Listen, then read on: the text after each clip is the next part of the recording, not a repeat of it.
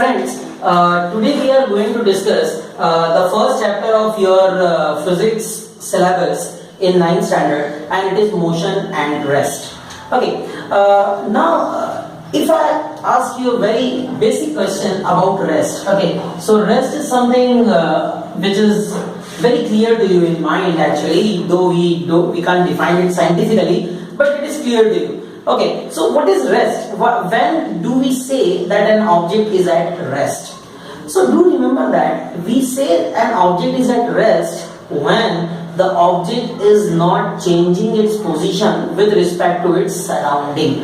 What does it mean? It means that suppose I keep a marker on the table. Okay, now on the table when the marker is kept with respect to this marker, okay, different things are kept here on the table also there, and the other things are also there which are near to the table.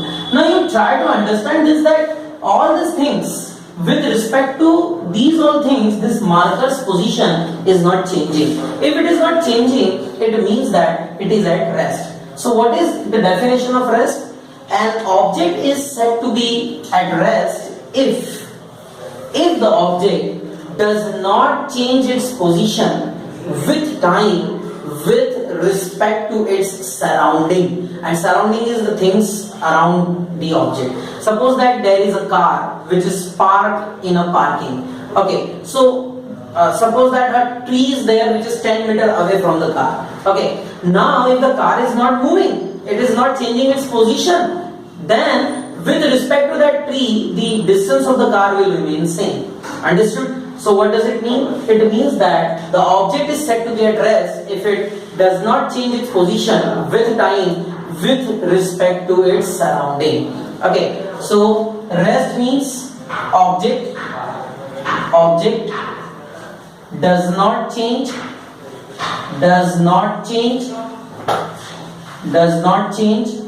position with time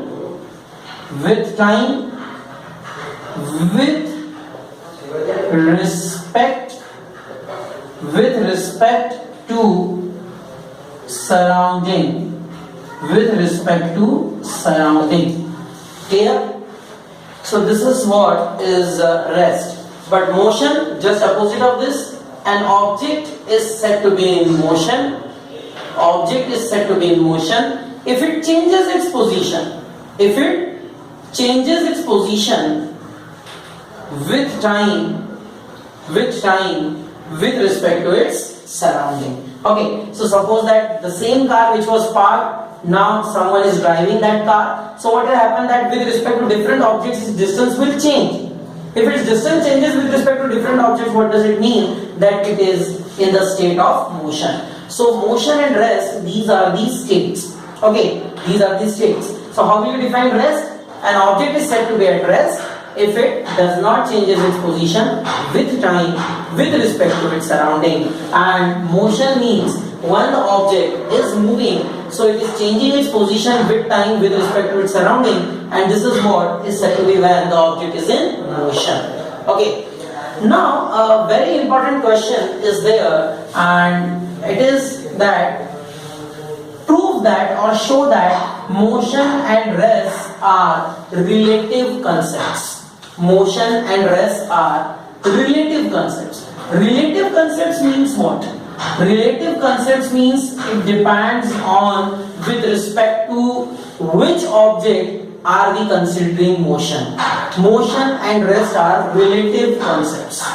Motion and rest are relative concepts. Motion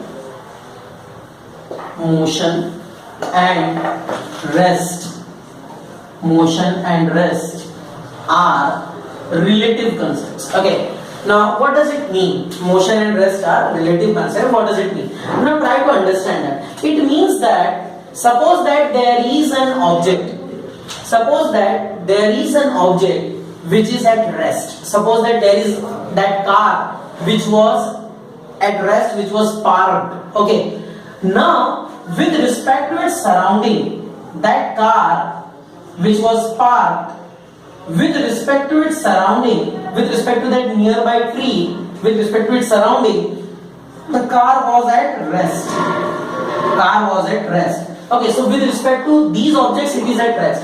But we know that car is on the earth, somewhere here on the earth the car is, okay, and actually the earth is revolving around the sun. Correct or not? It is revolving around the sun. So with respect to sun, earth is moving, and if earth is moving, then because of that, with respect to sun, this car is also in motion. So you can see that with respect to its surrounding, the parked car is at rest, but with respect to sun, because the earth is in motion and car is on the earth, so with respect to sun, car is in motion. What does it mean? The same object, car, is at rest in one condition, and the same object, car, is in motion in the other condition. What does it mean? That motion and rest, these are relative concepts. Motion and rest, these are relative concepts. Okay, so this is what the meaning of motion and rest are, relative concepts. Okay, I hope it is clear to you.